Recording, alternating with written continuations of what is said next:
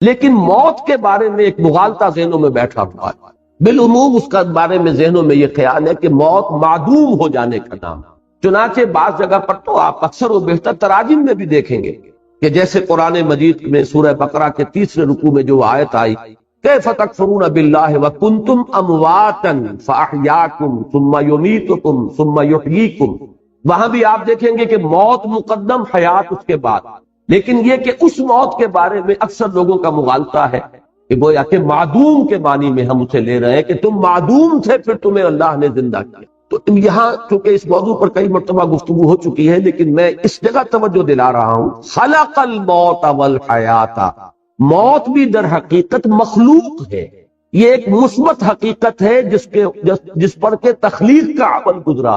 یہ موضوع ہے عمل تخلیق کا، یہ ایک مثبت وجودی حقیقت ہے۔ موت در حقیقت معدوم ہونے کا نام نہیں ہے، اس لیے کہ عدم پر تخلیق کا اطلاق نہیں ہو سکتا۔ عدم کو پیدا کیا کیسے جائے گا؟ عدم تو در حقیقت جو ہے وہ تخلیق کے بالکل منافی ہو جائے گی، ضد ہو جائے گا۔ لہذا جیسے زندگی ایک مثبت حقیقت ہے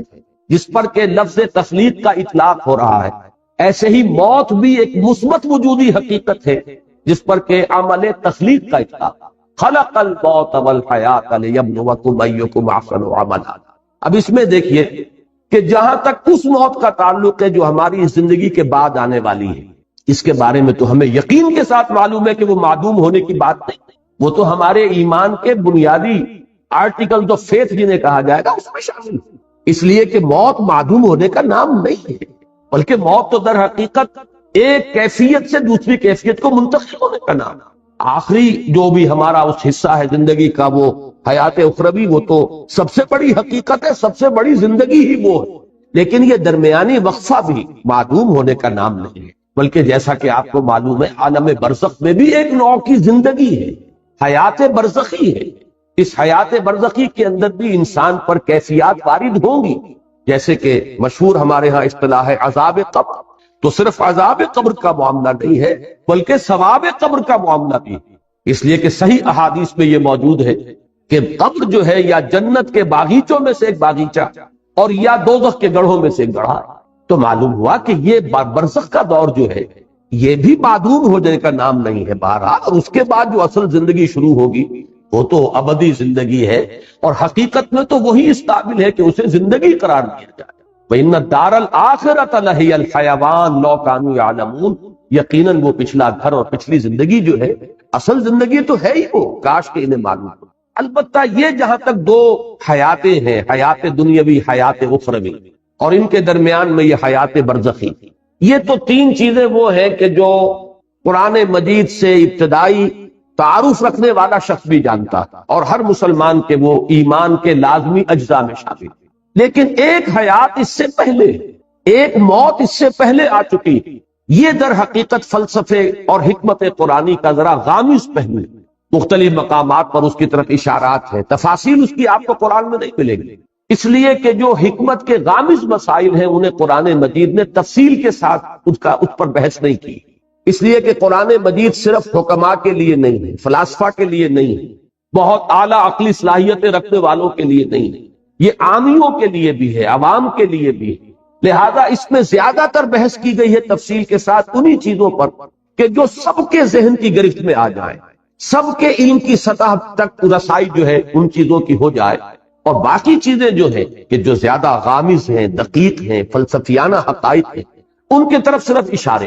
اس لیے کہ ان کو ظاہر بات ہے کہ ان سے دلچسپی رکھنے والے عقلاء اور حکماء ہوں گے، اور عاقلانہ اشارہ کافی ہے، عاقلوں کے لیے ظاہر بات ہے کہ اشارہ کافی ہے، وہ جب وہاں سے گزریں گے وہ ڈیرا لگا کر بیٹھ جائیں گے، جیسے کہ میں نے ابھی آیت آپ کو سنائی، کیف تکفرون باللہ وکنتم امواتا فاحیاکم ثم یمیتکم ثم یحییکم ثم الیہ ترجعون۔ معلوم ہوا 4 ادوار ہیں،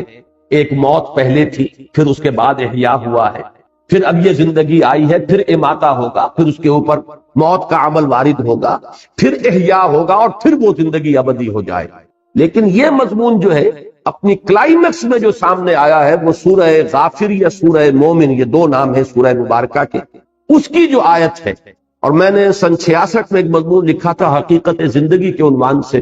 جو پہلے ہفت روزہ الاعتصام میں چھپا، پھر میثاق میں چھپا، پھر حکمت قرآن میں چھپا، میں بار بار، چونکہ وہ میری بہت ہی محبوب تحریروں میں سے ہے، پہلی مرتبہ اس میں نے اس آیت مبارکہ کی طرف اشارہ کیا، اور مولانا عبدالغفار حسن صاحب کا مدینہ میں اس وقت تھے، مدینہ منورہ میں یونیورسٹی میں پڑھاتے تھے، وہاں سے مجھے خط آیا کہ یہ پہلی مرتبہ تم نے اشارہ کیا ہے، اور ایک بہت بڑی علمی حقیقت ہے کہ جو ہاتھ آئی ان کا وہ تحسین کا خط میں نے شائع بھی کیا تھا میثاق، وہ آیا مبارکہ جس میں صراحت کے ساتھ 2 اماتیں اور 2 احیاء، اہل جہنم کی فریاد آئی ہے ان الفاظ میں کہ وہ جہنمی اللہ تعالیٰ سے فریاد کریں گے، ربنا امتنا سنتین واحییتنا سنتین فاعترفنا بذنوبنا فہل الی خروج من سبیل۔ اے رب ہمارے، تو نے ہمیں 2 مرتبہ مارا اور 2 مرتبہ جلایا۔ یہاں خاص طور پر جو نوٹ کرنے کی بات ہے وہ ہے احیاء کے معنی زندہ کرنا، اماتہ کے معنی مارنا۔ کسی شے کو مارنے کا مطلب یہ کہ پہلے وہ زندہ تھی تب اس پر اماتہ ہوگا، اور اس کے بعد پھر وہ مردہ سے اس کو زندہ کیا جائے گا۔ اور وہاں بھی آپ دیکھ رہے ہیں جیسے یہاں ہے خلق الموت والحیات، موت کو مقدم رکھا گیا ہے حیات، اسی طرح وہاں کنتم امواتا فاحیاکم ثم یمیتکم ثم یحییکم، دونوں مرتبہ موت مقدم ہے حیات پر۔ اور اسی طرح اس آیہ مبارکہ میں ربنا امتنا سنتین واحییتنا سنتین فاعترفنا بذنوبنا فہل الی خروج من سبیل، رب ہمارے، تو نے ہمیں 2 مرتبہ مارا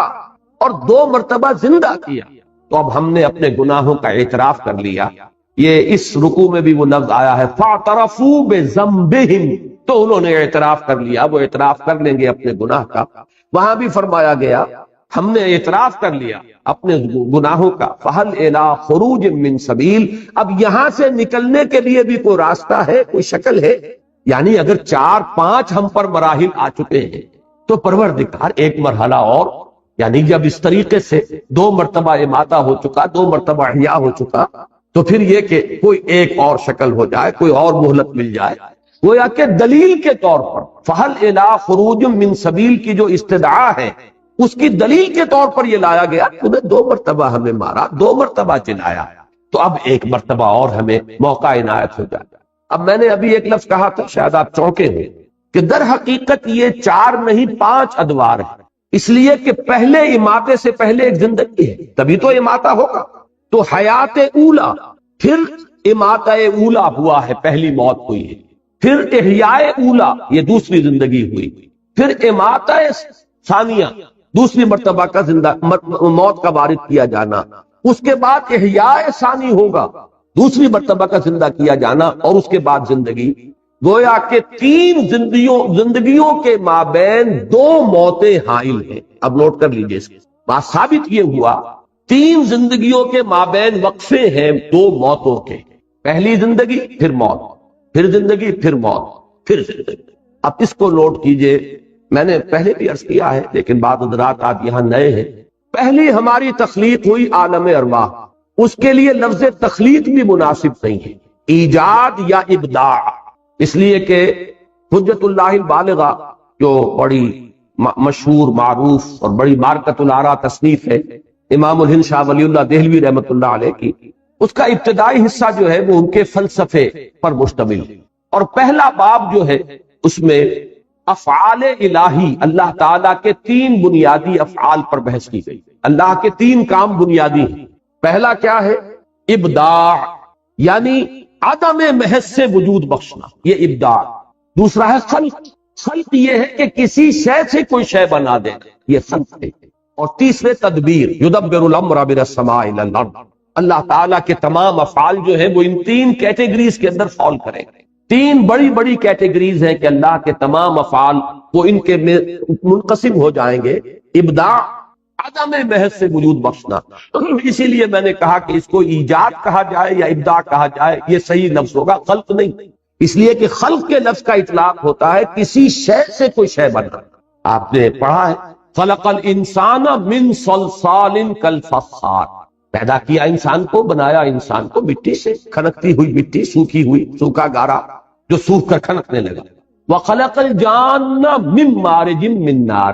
اور جنات کو پیدا فرمایا اس نے آگ کی لپٹ سے۔ وَخَلَقْنَا مِنَ الْمَاءِ كُلَّ شَيْءٍ حَيٍّ، ہم نے پانی سے بنائی ہے ہر شے جو زندہ ہے۔ معلوم ہوا خلق کے ساتھ جو ہے کوئی شے موجود ہوگی کہ کس شے سے بنائی گئی۔ البتہ پہلا مرحلہ جو ہے ایجاد و ابداع وہ ہے کہ جس میں اس سے پہلے کوئی شے نہیں تھی، عدم محض سے، انگریزی میں جسے کہتے ہیں کریشن ایکس نیہیلو، عدم محض سے کریٹ کرنا، یہ ہے ایجاد و ابداع۔ پھر ایک شے سے دوسری شے، دوسری سے تیسری، پھر امتزاج ان کو جوڑ کر بنانا، ایک کی شکل بدل دینا، یہ ہے خلق۔ اور انہی کے مابین پھر اللہ تعالیٰ کے احکام، اس کے اوامر، یہ جو ہے ان کی تنفیذ ہوتی ہے، یہ ہے تدبیر۔ تو یہ تین بنیادی افعال ہیں۔ میں نے اس کا ذکر اس لیے کیا کہ پہلی زندگی جو ہے اس کے لیے لفظ خلق موضوع نہیں ہے، وہ ہماری تخلیق اول جو ہے، وہ جو تخلیق اول ہے ہماری، وہ عالم ارواح میں ہو، اور اس کے لیے ایجاد و ابداع کا لفظ مناسب۔ اس کے بعد پہلی زندگی تھی جس میں کہ وہ ہم نے عہد کیا تھا الست بربکم قالوا بلا، ظاہر بات ہے زندگی تھی، نہ صرف زندگی تھی، پورا شعور ذات موجود تھا۔ ہم نے معاہدہ کیا اللہ کے ساتھ، تو جب تک کہ سیلف کانشسنس نہ ہو، شعور ذات نہ ہو، معاہدے کی کوئی حیثیت ہی نہیں۔ ہمیشہ آپ دیکھیں گے جب معاہدہ کیا جاتا ہے، اقرار کیا جاتا ہے، بقائنی ہوش و حواس میں یہ وعدہ کرتا ہوں یا معاہدہ کر رہا ہوں، تو گویا کہ اپنی ذات کا پورا شعور ہونا لازم۔ ہم اس شعور ذات کے ساتھ زندہ تھے، اگرچہ جسموں کے ساتھ نہیں تھے، صرف ارواح کی شکل میں تھے۔ الارواح جنود مجندہ، وہ لشکروں کی صورت میں وہ تمام ارواح تھی جو اللہ کے حضور میں حاضر تھی، اور پوچھا گیا الست بربکم قالوا بلا۔ اب یہ پہلی حیات ہے، اس پر پہلا اماتہ طاری ہوا، پہلی مرتبہ مارا گیا، یعنی سلا دیا گیا، ان ارواح کو کسی کولڈ سٹوریج کے اندر رکھ دیا گیا۔ یہ ہے موت کا وہ پہلا مرحلہ جو اس زندگی میں آنے سے قبل ہم گزار آئے۔ اس کے بعد اب ہو رہا ہے احیاء اولا، وہ اس زندگی میں، اس عالم میں جو عنصری ہے اس کے اندر، جب وہ رحم مادر میں ایک جسم تیار ہوا ہے تو وہ روح کو لا کر اس کولڈ سٹوریج سے، وہ جو روح معین ہے اس شخص کی، اس کو لا کر شامل کیا گیا، اور یہ گویا کہ احیاء اولا ہوا۔ اس کے بعد یہ زندگی دوسری آ گئی۔ در حقیقت یہ جسے ہم پہلی زندگی کہتے ہیں، یہ زندگی دوسری ہے کہ جو ہم اس عالم میں مادی میں بسر کر رہے ہیں، اس میں ہمارا جسم بھی ہے اور ہماری وہ روح بھی ہے، جبکہ پہلی زندگی میں صرف ارواح۔ اس کے بعد دوسرا اماتہ ہوگا، اور پھر عالم برزخ شروع ہوگا، پھر دوسرا احیاء ہوگا، اور پھر ہماری آخری زندگی ہوگی اخروی زندگی، اور وہ پھر ہمیشہ کے لیے ہے، ابدی۔ یہ ہے در حقیقت حیات انسانی کے مختلف انواع۔ اب اس میں ذرا ایک بات میں اور ہمت اور جرات کر کے عرض کر رہا ہوں، اس سے یہ تو ثابت ہوا ہے ہمارے ایمان کا جزو لازم کہ ہم ابدی ہیں، ہمیں کبھی ختم نہیں ہونا، اس لیے کہ اصل زندگی آخرت کی زندگی ہے، اور وہ ابدی ہے، جنت میں ہو چاہے وہ جہنم میں ہو، وہ ابدی زندگی ہے۔ تو معلوم یہ ہوا کہ ہم ابدی ہیں۔ البتہ اسی کا ایک اور خامس پہلو یہ ہے کہ ہم ازلی بھی ہیں، ہمیشہ سے۔ اب یہ ذرا بات آپ کو چونکانے کے لیے میں کہہ رہا ہوں، اس لیے کہ ہم علم خداوندی میں ہمیشہ سے، میرا جو بھی وجود ہے، میرا تشخص جو اس وقت ہے، علم خداوندی میں تو ہمیشہ سے۔ اللہ کا علم جو ہے وہ حادث نہیں ہے، اللہ کا علم اس کی ذات کے ساتھ، جیسے کہ اس کی ذات قدیم ہے، اس کا علم بھی قدیم۔ کوئی شے جس کا وجود اس عالم میں کبھی ہونا ہوگا، وہ علم خداوندی میں ازل سے موجود، جس کو کہ ہمارے صوفیہ اور ہمارے متکلمین کہتے ہیں صور علمیہ۔ علم خداوندی میں یہ تمام صورتیں پہلے سے موجود ہیں، تو ہماری ایک پوٹینشل ایگزسٹنس جو ہے، پوٹینشل ہے، یہ بالقوہ وجود تھا ہمارا علم خداوندی میں، اور وہ ہمیشہ۔ اس کے بعد ہمارا پہلا وجود عالم ارواح میں ہوا، وہ ہمارا وجود خارجی، اور اس کے بعد پھر ہمارا یہ وجود ہے جو مادی زندگی کے ساتھ ہو رہا ہے، مادی جسم کے ساتھ ہو رہا ہے، پھر ہمارا ایک اور وجود ہوگا، اور وہ ابدی ہے۔ اب یہ ہے وہ چیزیں جن کے بارے میں میں نے عرض کیا کہ یہ وہ حقائق ہیں کہ جن میں سے حیات دنیاوی تو ہمارے سامنے کی شے ہے، ہمارے تجربے کی شے ہے، حیات اخروی وہ ہے جس کا جاننا لازم ہے اگر اس زندگی کو درست بسر کرنا ہے۔ لہذا ان پر تو تفصیل سے گفتگو ہوئی ہے، پوری بحث ہے، پوری شرح و بسط کے ساتھ ہے، لیکن یہ ابتدائی مراحل جو ہیں یہ خالص علمی باتیں ہیں، یہ ایک حکمت کے وہ غامض مضامین ہیں کہ جن کو قرآن مجید نے بہت ہی اشارے صرف کر دیے ہیں، اس کے علاوہ یہ کہ ان پر تفصیلی بحث نہیں کی ہے، اور خود اس کا جو سبب ہے وہ میں بیان کر چکا ہوں، اس لیے کہ یہ حکمت و فلسفہ کے جو غامض مضامین ہیں ان کا تعلق ہے حکمات سے، اور عاقلاں را اشارہ کافی سے۔ اب جو میں نے یہ اس قدر طویل جو زندگی ہے انسان کی، اس کے لیے میں نے وہ لفظ ازلی بھی استعمال کر دیا کہ پوٹینشل ایگزسٹنس ہماری جو ہے وہ تو جب اللہ تعالیٰ کے علم میں ہم ہمیشہ سے موجود تھے۔ ایک تو یہ کہ علامہ اقبال کی جو نظم ہے زندگی کے عنوان سے بانگ ترام، اس میں دو شعر آج کے ہمارے اس درس کے اعتبار سے انتہائی اہم ہیں، بلکہ اسی آیت کے اعتبار سے اہم ہے۔ پہلا شعر، تو اسے پیمانہ امروز و فرداں سے نہ ناپ، جاویداں پہ ہم دواں ہر دم جواں ہے زندگی۔ واقعہ یہ ہے کہ جو ان الفاظ کے اندر جو شوکت ہے، یہ اس آیہ مبارکہ کے پہلے حصے کی صحیح ترین تعبیر ہے۔ کیا تم سال گنتے ہو 60 سال 70 سال 80 سال، کیا یہ زندگی ہے؟ یہ تو تمہارے ذہن کی بڑی تنگی ہے۔ بلکہ میں نے وہ حقیقت زندگی کا اپنا مضمون شروع یہاں سے کیا کہ یہ لوگ کہ جو صرف تجربہ اور شہود کے اوپر ایمان رکھنے والے ہیں، وہ تو زندگی سمجھتے بس پیدائش سے موت تک کا وقت، لیکن کیا یہ 30 40 50 60 سال 70 سال 80 سال، ان میں بھی پہلا حصہ گزر جاتا ہے جس میں شعور ہی نہیں، اور پھر بڑھاپا آ گیا تو کہ لا یعلم بعد علم شیئا، پھر کچھ شعور نہیں رہتا۔ بیچ کے 30 40 سال بمشکل ہے کہ جو شعور کے ہیں، تو کیا یہ کل ہماری حقیقت ہے؟ اشرف المخلوقات جس کے بارے میں اللہ یہ فرمائے خلقتہ بیدی، میں نے اسے اپنے دونوں ہاتھوں سے بنایا، وَلَقَدْ كَرَّمْنَا بَنِي آدَمَ وَحَمَلْنَاهُمْ فِي الْبَرِّ وَالْبَحْرِ وَرَزَقْنَاهُمْ مِنَ الطَّيِّبَاتِ وَفَضَّلْنَاهُمْ عَلَى كَثِيرٍ مِّمَّنْ خَلَقْنَا تَفْضِيلًا، جس کی شان اس طریقے سے بیان کی جا رہی ہے، کیا اس کی حقیقت بس یہی ہوگی؟ اور اس میں بھی یہ کہ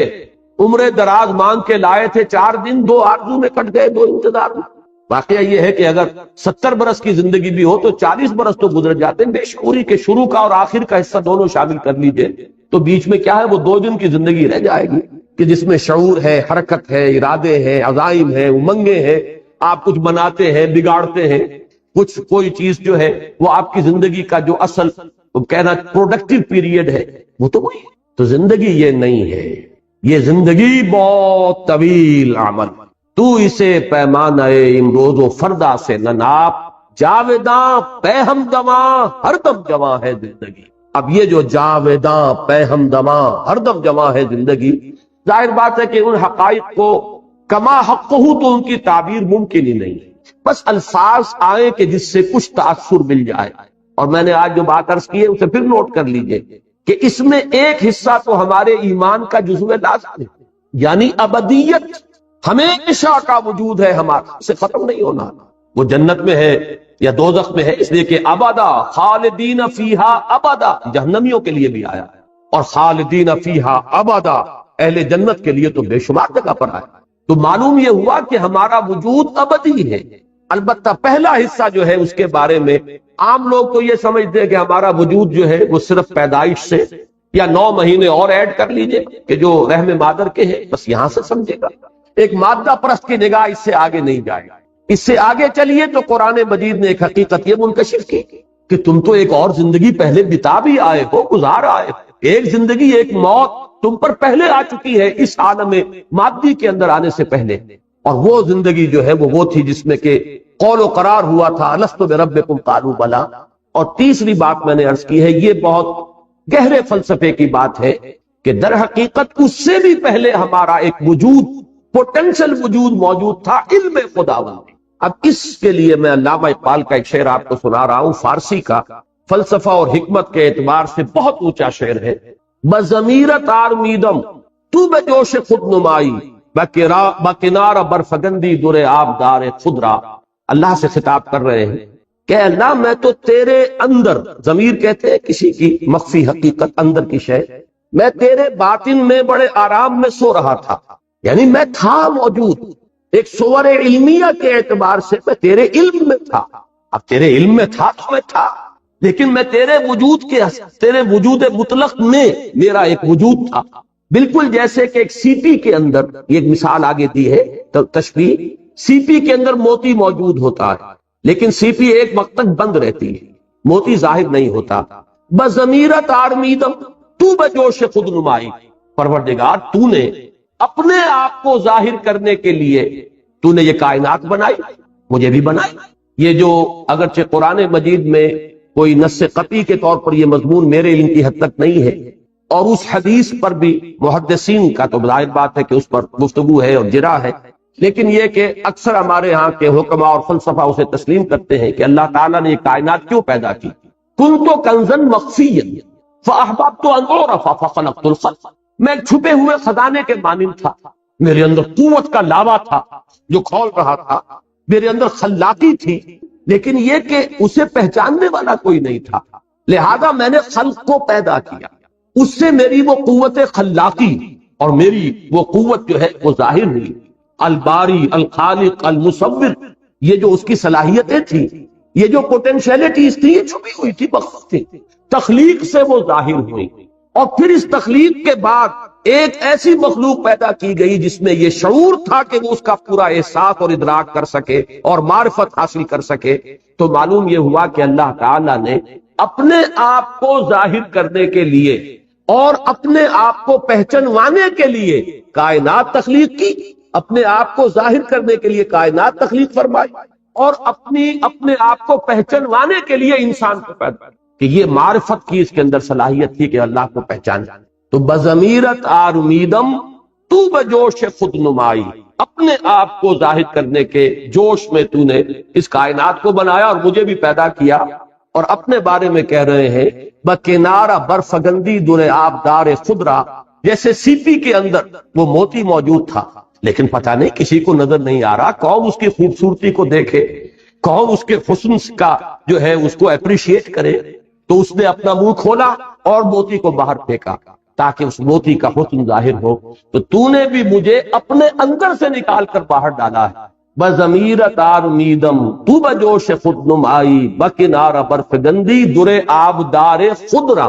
میں تو تیرے اندر کا ایک موتی ہوں، یہ تیرے اندر کا موتی ہے جس کو میں کہہ رہا ہوں۔ متکلمین نے اس کے لیے اصطلاح وضع کی ہے صور علمیہ۔ کائنات میں جو شے بھی خارج میں پیدا ہوئی ہے، پہلے وہ اللہ تعالیٰ کے علم میں موجود تھی، اور وہ اللہ کے علم میں اس کا وجود جو ہے وہ اس کا پوٹینشل ایگزسٹنس ہے۔ اس اعتبار سے میں نے آج عرض کیا ہے بات کو، اس لیے کہ اب پتہ نہیں کتنے زندگی کا کتنا حصہ بقایا ہے۔ میں اس حصے کے درس کے دوران چاہتا ہوں کہ وہ چیزیں کہ جن پر میں نے تاحال جان بوجھ کر گفتگو نہیں کی ہے، میں چاہتا ہوں کہ اب ان کے بارے میں جس چیز کے بارے میں میری ایک رائے بنی ہے اور جو بھی میں نے مختلف جو گوشے ہیں ان سے حاصل کیا ہے وہ میں آپ کے سامنے رکھوں۔ اگرچہ مجھے اندیشہ ہے کہ چونکہ جس قسم کا یہ اجتماع ہوتا ہے اس میں بالکل نئے لوگ بھی ہوتے ہیں، ہمارے نوجوان طلبہ بھی ہوتے ہیں، اور اس قسم کے مضامین جو ہے ان کے اندر خطرہ ہوتا ہے کہ کچھ لوگ جو ہیں جن کی فہم کی سطح سے وہ بہت بالا تر ہوں، ان کے لیے وہ فتنہ نہ بن جائے۔ لیکن یہ کہ اب اور میرے پاس میں نہیں کہہ سکتا کہ کوئی موقع ہوگا کہ نہیں ہوگا کہ میں ان حقائق پر بھی گفتگو کر سکوں، اس لیے میں نے آج اس قدر تفصیل سے بات کی۔ اب یہ جو میں نے عرض کیا ہے کہ 3 زندگیاں اور 2 موتیں، درمیان میں ہے یہ حیات دنیاوی۔ نوٹ کیجئے 5 میں نے مراحل بیان کیے، پہلی زندگی، پھر پہلی موت، دوسری زندگی، دوسری موت، پھر تیسری زندگی جو ابدی ہے۔ یہ جو درمیان کی زندگی، اس کا مقصد کیا، یہ وقفے کیوں ڈالے گئے، یہ ہے اصل سوال۔ پہلے کوسچن پوز کیجئے کہ ایک مسلسل عمل ہے یہ زندگی، تو اسے پیمانہ امروز و فردا سے ناب جاویداں پہم دواں ہر دم جواں ہے زندگی، یہ ایک مسلسل عمل ہے، تو وقفے کیوں ڈالے گئے؟ وقفے کا لفظ میں خاص طور پر استعمال کر رہا ہوں، وہ شعر میں آپ کو سن چکا ہوں۔ موت ایک زندگی کا وقفہ، یعنی آگے بڑھیں گے دم لے کے، یہ موت معدوم ہونے کا نام تو ہے ہی نہیں، یہ بھی زندگی کی ایک ایسی کیفیت ہے جس میں ہم شعور سے محروم ہو جاتے ہیں۔ شعور کے ساتھ تھے پہلی زندگی میں جب عہد کیا الست بربکم قالوا بلی، پھر وہ ارواح موجود تھیں، معدوم نہیں ہو گئی معاذ اللہ، لیکن شعور نہیں تھا، سلا دی گئی، کولڈ سٹوریج کے اندر سلا دی گئی۔ پھر ہم شعور کے ساتھ اس زندگی میں آئے، پھر موت آئے گی، اور یہ موت جو ہے یہ تو کامل بے شعوری کی نہیں ہے، اس میں تو شعور رہے گا، اس لیے کہ وہ جنت کا باغیچہ ہے یا دوزخ کا گڑھا ہے، وہ شعور ہے۔ اگرچہ وہ شعور جو ہے وہ آج ہم نہیں سمجھ سکتے ہمارے اس وقت کے شعور سے، اس میں کیا فرق ہوگا، نیم شعوری کی کیفیت تو بہرحال ہے، اور اس کے بعد جو ہے وہ ہماری زندگی باشعور جو ہے وہ ابدی زندگی ہے۔ تو ان 5 جو میں درمیانی جو ہے حیات دنیاوی، جو ہم سب کی جانی پہچانی ہے، ہمارے تجربے میں آ رہی ہے، ہم اسے بسر کر رہے ہیں۔ بلکہ میں بعض اوقات یہ کہا کرتا ہوں، اور یہ دوسرے رکوع میں یہ بحث آئے گی انشاءاللہ، کہ ایک تو ہے زندگی بسر کرنا، ایک ہے کہ زندگی انسان کو بسر کر رہی ہوتی ہے۔ ہم خود نہیں جی رہے ہوتے، زندگی ہمیں بتا رہی ہوتی ہے، اس لیے کہ ہم نے اپنا کوئی مقصد معین کیا، نہ کوئی ہدف معین کیا، نہ کوئی نصب العین ہے، تو در حقیقت ہم جی نہیں رہے، بلکہ زندگی ہمیں گھسیٹ کر لے کر جا رہی ہے۔ یہ جیسے کہ اگلی رکوع میں آئے گا کہ ایک وہ ہے جو سیدھا چل رہا ہو، وَفَمَن يَمْشِي مُكِبًّا عَلَىٰ وَجْهِهِ أَهْدَىٰ أَمَّن يَمْشِي سَوِيًّا عَلَىٰ صِرَاطٍ مُسْتَقِيمٍ۔ اوندے منہ گھسٹ رہے ہیں کچھ لوگ، صرف اپنے پیٹ کے بل گھسٹ رہے ہیں، پیٹ کھانے کو مانگتا ہے، ڈال دیا تو وہ زندگی کی گاڑی چلی جا رہی ہے، وہ خود جی نہیں رہے۔ یہ زندگی برائے زندگی ہے، جبکہ زندگی در حقیقت کسی مقصد کے لیے ہونی چاہیے، کوئی آدرش ہو، کوئی نصب العین ہو، کوئی آئیڈیل ہو، کوئی آپ کا مقصود و مطلوب ہو، تب زندگی ہے۔ تو ایک ہے زندگی بسر کرنا، یہ بہت کم لوگوں کو نصیب ہے۔ حقیقت میں زندگی بسر کرتی ہے اکثر و بیشتر لوگوں کو، وہ زندگی نہیں گزارتے، زندگی انہیں گزارتی۔ بہرحال یہ زندگی جو ہم گزار رہے ہیں، یا وہ زندگی جو ہمیں اس وقت گزار رہی ہے، بسر کر رہی ہے، اس کی غائب کیا ہے؟ یہ ہے جو دوسرا ٹکڑا اس آیہ مبارکہ کا، لِيَبْلُوَكُمْ أَيُّكُمْ أَحْسَنُ۔ انتہائی اہم ہے کہ یہ در حقیقت ایک امتحانی وقفہ، اس میں ٹیسٹنگ پیریڈ اس کو شمار کیجئے، امتحان۔ جیسے ایک 3 گھنٹے کا امتحان ہوتا ہے، میں بعض اوقات یہ کہا کرتا ہوں 3 گھنٹے کا امتحان، چونکہ ہر ایک شخص اس سے واقف ہے۔ یہ ایک 30 سال کا امتحان، فرق کچھ نہیں ہے، یہ تو کوانٹیٹیٹو معاملہ ہے، کوالٹیٹیو کوئی فرق نہیں ہے۔ 3 گھنٹے کا امتحان، 30 سال کا امتحان۔ 30 سال میں اس لیے کہہ رہا ہوں کہ چاہے عمر کتنی بھی ہو، میں عرض کر چکا ہوں کہ پروڈکٹیو پیریڈ جو ہے انسان کی زندگی کا، جس میں وہ کچھ بناتا ہے یا بگاڑتا ہے، وہ در حقیقت وہ 30 سال کے لگ بھگ بنتے ہیں، 30 نہیں 40 سال ہو جائیں گے، اللہ خیر سے۔ تو یہ اس کا امتحان، یہ بہت اہم بات ہے قرآن مجید کے فکر اور فلسفے کو سمجھنے کے لیے۔ پوری زندگی انسان کی اس امتحان ہی سے عبارت ہے۔ میں نے ایک مضمون لکھا تھا حج کی حقیقت پر، اور حضرت ابراہیم علیہ السلام کی شخصیت کے حوالے سے میں نے امتحانی مراحل گنوائے۔ پہلا امتحان انسان کا اس کے شعور کا ہوتا ہے کہ آیا وہ اپنے پروردگار کو پہچانتا ہے یا نہیں، اسی عالم محسوسات میں گم ہو کر رہ جاتا ہے، یا یہ کہ اس سے اوپر ابھرتا ہے، اور وہ کھول آنکھ زمین دیکھ، فلک دیکھ، فضا دیکھ، مشرق سے ابھرتے ہوئے سورج کو ذرا دیکھ۔ ان آیات الہیہ کے ذریعے سے اگر وہ معرفت حاصل کرتا ہے اللہ کی، تو پہلے امتحان میں پاس ہو گئے۔ اور اگر وہ اسی میں گم ہو کر رہ گیا، صرف حیوانوں کا سا دیکھنا دیکھتا رہا اور حیوانوں کا سا سننا سنتا رہا، تو گویا کہ وہ ناکام ہوا، وہ تو ضل ضلالا بعیدا، جس نے خدا کو پہچانا ہی نہیں، وہ تو پہلے ہی امتحان میں فیل۔ اب جس نے پہچان لیا، اب اس کے بعد استقامت کا امتحان آئے گا، ان الذین قالوا ربنا اللہ ثم استقاموا۔ اب عمل کا امتحان شروع ہوگا، اللہ کا حکم ہے اس کو مانو،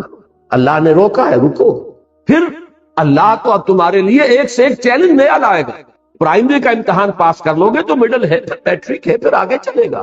حضرت ابراہیم علیہ السلام کا پہلا امتحان، باپ نے گھر سے نکالا، وَاہْجُرْنِی مَلِیًّا قَالَ سَلَامٌ عَلَیْکَ، وہ اللہ تعالیٰ کی توحید پر قائم ہے۔ پہلا امتحان جو ہے عمل کا پاس کیا ہے کہ وہ باپ نے گھر سے نکال دیا۔ اس کے بعد اس سے بڑا امتحان، اب وہ نمرود کے دربار میں پیش ہو رہی ہے، لیکن ان کا صبر، ثبات، استقامت، ان کا عزم، ان کا حوصلہ قائم ہے، اور آنکھوں میں آنکھیں ڈال کر بات کی ہے، جو مجادلہ سورہ بقرہ میں آیا ہے کہ تم اگر خدائی کے مدعی ہو تو اللہ تعالیٰ سورج کو مشرق سے نکالتا، مغرب سے نکال کے دکھاؤ۔ فَبُہِتَ الَّذِی کَفَرَ، تیسرا امتحان، ڈال دو اس کو آگ میں، اس کو جلا دو، بہت بڑا الاؤ بنا دیا گیا اور کھڑا کر دیا گیا، اب بھی آخری موقع ہے، باز آ جاؤ، رجوع کرنا۔ یہ امتحان، کامیاب ہوئے، بے خطر کود پڑا آتش نمرود میں عشق، عقل ہے محو تماشائے نبے بام۔ چوتھا امتحان، انی مہاجر الی ربی سیہدین، گھر بار وطن کو چھوڑ کر بالکل سمجھیے ان ولڈرنس نکل گئے ہیں، اس لیے کہ اس وقت کی دنیا کا تصور کیجئے، آج سے 4,500 سال قبل کی دنیا،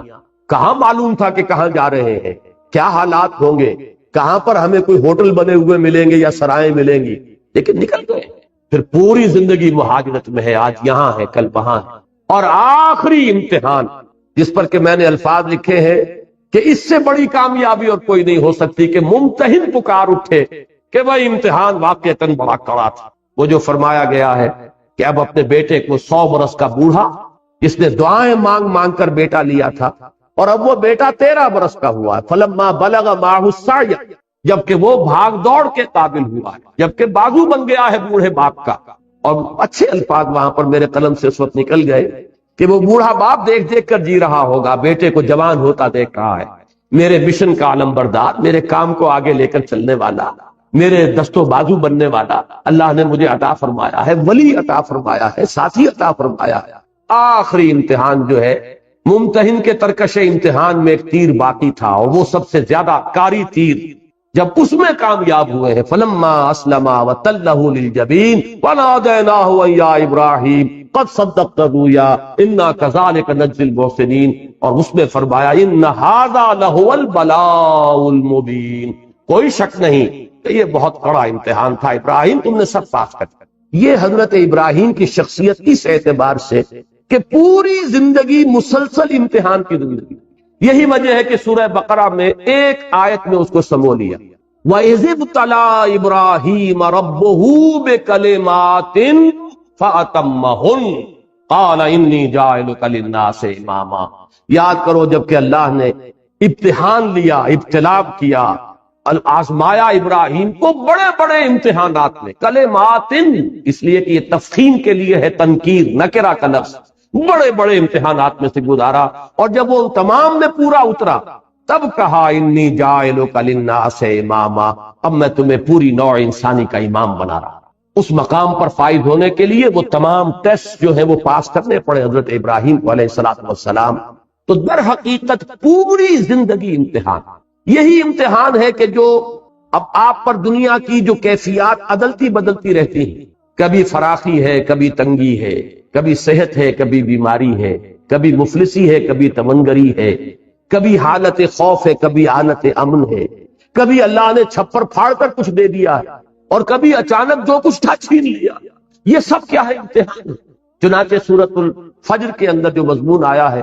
کہ فَأَمَّا الْإِنسَانُ إِذَا مَا ابْتَلَاهُ رَبُّهُ فَأَكْرَمَهُ وَنَعَمَهُ فَيَقُولُ رَبِّي أَكْرَمَنِ وَأَمَّا إِذَا مَا ابْتَلَاهُ فَقَدَرَ عَلَيْهِ رِزْقَهُ فَيَقُولُ رَبِّي أَهَانَنِ كَلَّا۔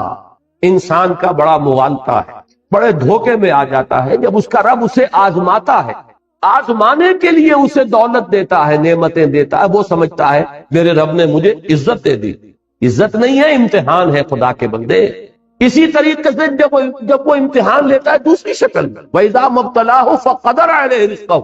اس پر اس کے رزق کو تنگ کر دیتا ہے، ناپ تول کر دینے لگتا ہے حساب کتاب سے، تو کہتا ہے ربی اہانن، میرے رب نے تو مجھے ذلیل کر دیا۔ نہیں، یہ ذلت نہیں، وہ عزت نہیں، یہ ذلت نہیں۔ عزت اور ذلت کا فیصلہ تو قیامت کے دن ہوگا، ذالک یوم التغابن،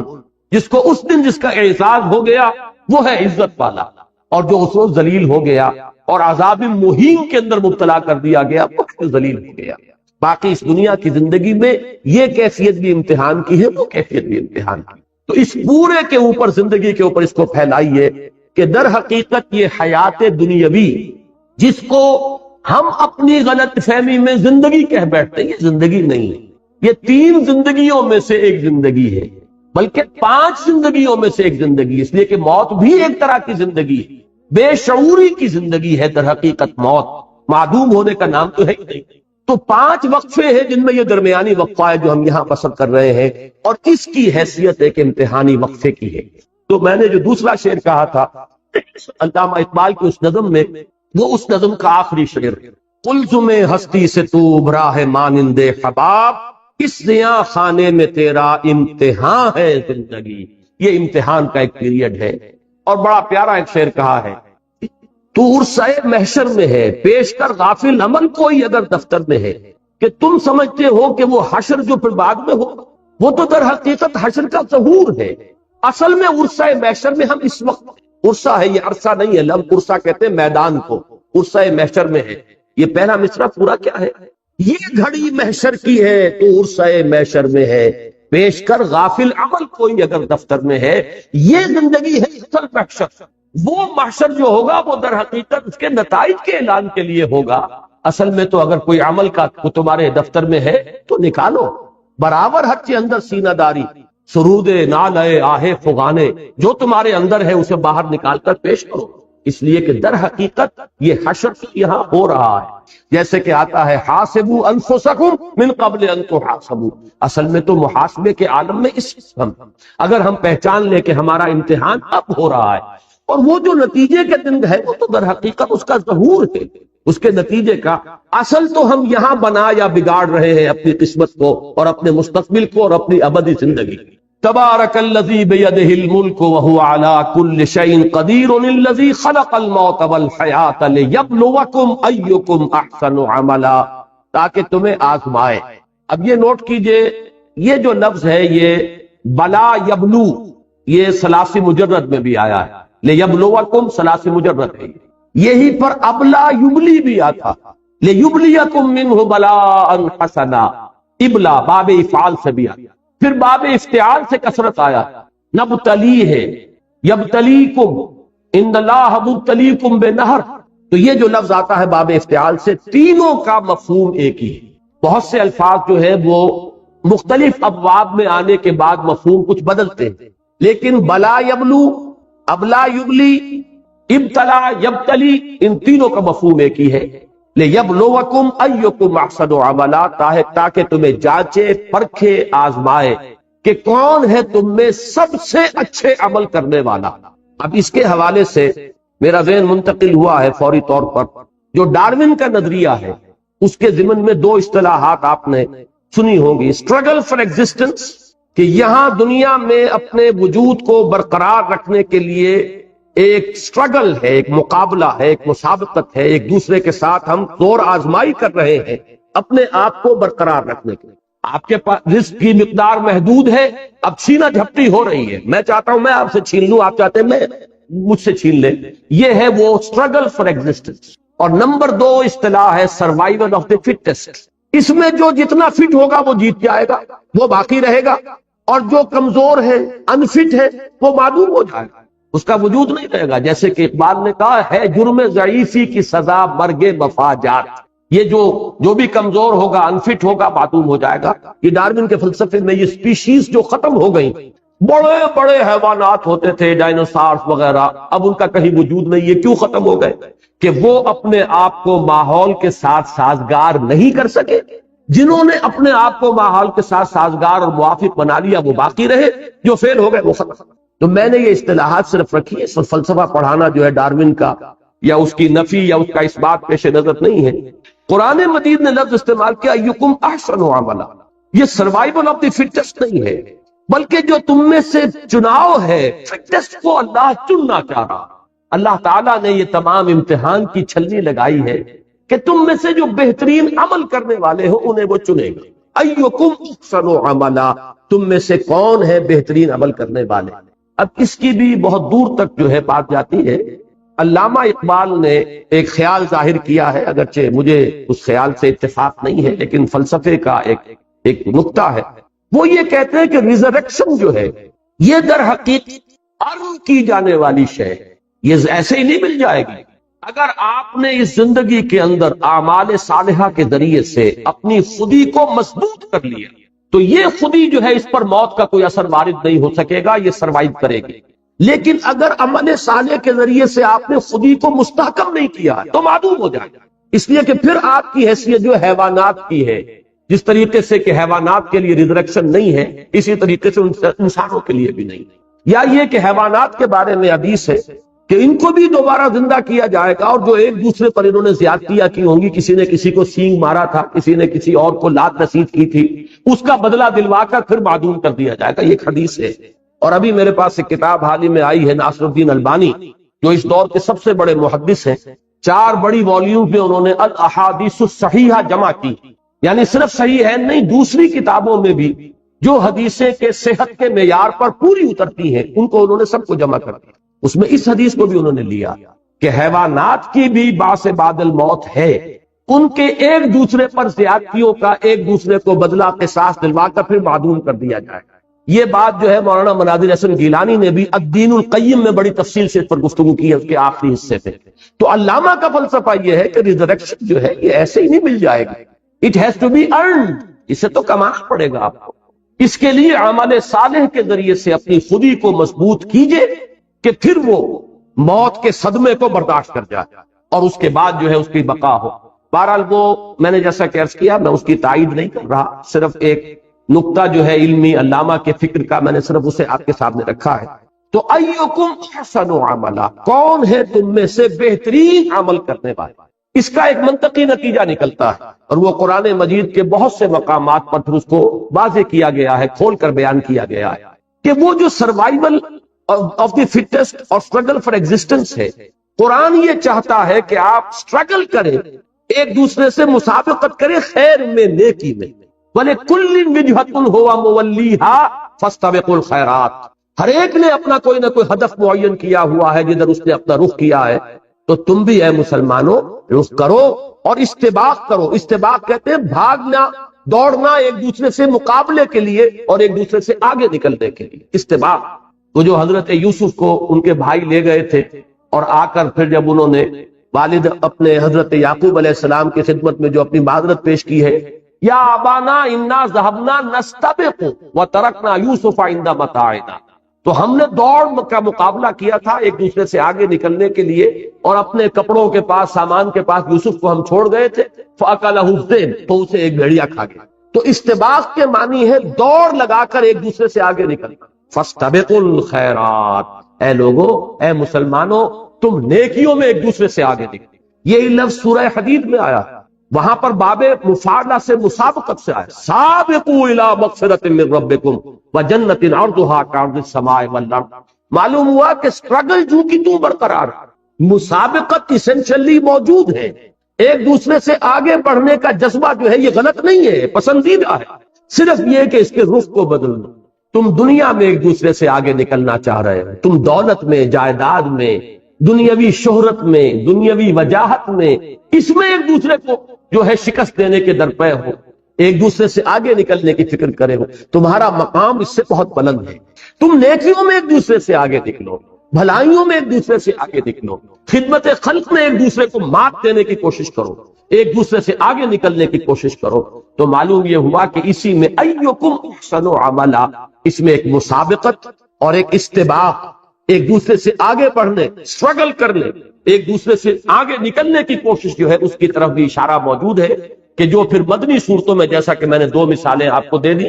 سورہ بقرہ میں فرمایا وَلِكُلٍّ وِجْهَةٌ هُوَ مُوَلِّيهَا فَاسْتَبِقُوا الْخَيْرَاتِ، اور وہاں سورہ حدید میں فرمایا سابقوا الی مغفرۃ من ربکم وجنۃ عرضها کعرض السماء والارض۔ تو مسابقت کا جذبہ اپنی جگہ درست ہے، یہ فطرت انسانی میں ودیت شدہ ہے، البتہ اس پہ صحیح رخ پر ڈالنے کی بات ہے کہ اس کو نیکیوں اور بھلائیوں، خیرات اور حسنات اور خدمت خلق کے رخ پر ڈالو اور اس میں ایک دوسرے سے پڑھنے کی کوشش کرو۔ وَهُوَ الْعَزِيزُ الْغَفُورُ، اور وہ العزیز ہے زبردست اور غفور ہے بخشنے والا۔ اس کا تعلق اسی امتحان کے ساتھ، امتحان کا نتیجہ دینے پر قادر، یہ نہیں ہے کہ وہ کسی کو سزا دینا چاہے اور دے نہ پائے، کسی کے لیے عذاب کا فیصلہ کرے اور کوئی اسے روک لینے والا ہو، کوئی اس کا ہاتھ پکڑ لینے والا، کوئی اس کے فیصلے کے آڑے آ جانے والا۔ العزیز، العزیز وہ ہستی ہے جس کا اختیار مطلق ہے، نو لمیٹیشن، اس کے اختیارات میں کوئی تحدید نہیں، جو چاہے کر گزرے، فعال لما یرید، یہ ہے العزیز۔ لیکن اس کے ساتھ الغفور بھی ہے، وہ بخشنے والا بھی ہے، خطاؤں سے درگزر کرنے والا بھی ہے۔ غفر کا اصل مفہوم ہے ڈھانپ لینا، اس لیے مغفر کہتے ہیں خود کو جو سر کو ڈھانپ لیتا ہے۔ تو در حقیقت اللہ تعالی جس کو ہم کہتے ہیں پردہ پوشی بھی کرنے والا، بخشنے والا، پردہ پوشی فرمانے والا، تو اس میں گویا کہ العزیز میں ایک پہلو ہے تخویف کا، خوف، دہشت پیدا کرنے والا، اور غفور میں تشویق کا، امید پیدا کرنے والا۔ اور جیسا کہ آپ کو معلوم ہے کہ در حقیقت انسان کا صحیح موقف ایک درمیانی کیفیت ہے، بین الخوف والرجاء، ایک طرف خوف کی کیفیت بھی برقرار رہے اور دوسری طرف اللہ کی مغفرت اور اس کی رحمت کی امید بھی قائم رہے۔ ان دونوں کے بین انسان کا موقف رہنا چاہیے۔ اگر ایک طرف ہو گیا، چاہے ادھر چاہے ادھر، اس میں ہلاکت ہے اور بربادی۔ خوف کا انتہائی غلبہ ہو جائے گا تو انسان کی ہمت جواب دے جائے، ذرا سی غلطی ہوئی اور مایوس ہو کر بیٹھ جائے، پھر اس کے اندر اصلاح کے لیے جو ہمت درکار ہے، عزیمت درکار ہے، وہ باقی نہیں رہے گی۔ اور رجا کا بہت زیادہ غلبہ ہو گیا تو بے پرواہی آ جائے گی، استغنا ہو جائے گا، پھر اس کے اللہ تعالیٰ کے احکام کی فکر نہیں رہے گی۔ تو ان دونوں کے مابین بین الخوف والرجا رہنا چاہیے۔ اور العزیز الغفور، یہ اللہ تعالیٰ کے دو نام، وہو العزیز الغفور، یہ اسی کے لیے کہ ایک میں تخفیف کا پہلو ہے، دہشت ہے، خوف ہے، اور دوسری میں امید ہے، رجا ہے، اس کی رحمت اور مغفرت کا امیدوار ہونا۔ الذی خلق سبع سماوات طباقا، وہ کہ جس نے بنائے 7 آسمان تہ بر تہ ایک دوسرے کے اوپر۔ اب یہاں پر اگرچہ قرآن مجید نے کہیں صراحت کے ساتھ یہ نہیں کہا ہے کہ یہ آسمان اور زمین کس شے سے بنائے، اور عام طور پر جب ہم اس کو بیان کرنے میں آتے ہیں تو یہ کہ عدم محض سے اللہ تعالیٰ نے ان کو وجود بخشا، ایک بات صحیح ہے، لیکن درمیان میں بہت سا وقفہ ہے، گیپ ہے بہت بڑا۔ اللہ تعالیٰ کا ایک امر کن ہے، اس امر کن نے کیا شکل اختیار کی ہے۔ اب یہ اصل میں وہ موضوعات ہیں جن سے آج کل جو فزکس کی جو سمجھیے کہ سب سے اونچی شاخ ہے، theory of the creations of universe, کائنات پیدا ہوئی کیسے، کن مراحل سے گزری۔ ہمارے صوفیہ اور متکلمین اور فلاسفہ نے اسے تنزلات سے تعبیر کیا۔ ذات بحت نے ایک احدیت کی شکل اختیار کی، پھر وہ واحدیت، تنزلات ستہ اور تنزلات خمسہ کی اصطلاحات۔ لیکن یہ کہ آج کے دور میں وہ پہلے ایک صورت نور کی شکل میں، اللہ کے کلمہ کن نے ایک صورت اختیار کی ہے نور کی، اس نور سے ملائکہ پیدا کیے گئے، اور اسی نور سے ارواح انسانیت پیدا کی۔ نہ زمین تھا نہ آسمان تھا، بھی کچھ نہیں سوائے نور خداوندی۔ اس کے بعد اسی میں پھر اس خلق نور کے اندر بڑے بڑے دھماکے ہوئے، ایکسپلوژنز ہوئے، اور وہ جو مخفی اس کی انرجی تھی وہ ظاہر ہوئی ہے۔ اس نے کروں کی شکل اختیار کی ہے، بہت بڑے بڑے کرے، آکشی کرے، جیسے کہ ہمارا یہ سورج ہے، اور نہ معلوم کتنے اربوں کروڑوں، بلکہ کروڑوں کیا کہہ رہا ہوں، اربوں سورج ہیں جو اس کائنات کے اندر موجود۔ ان سب کا در حقیقت یہ نار کا مرحلہ ہے۔ اس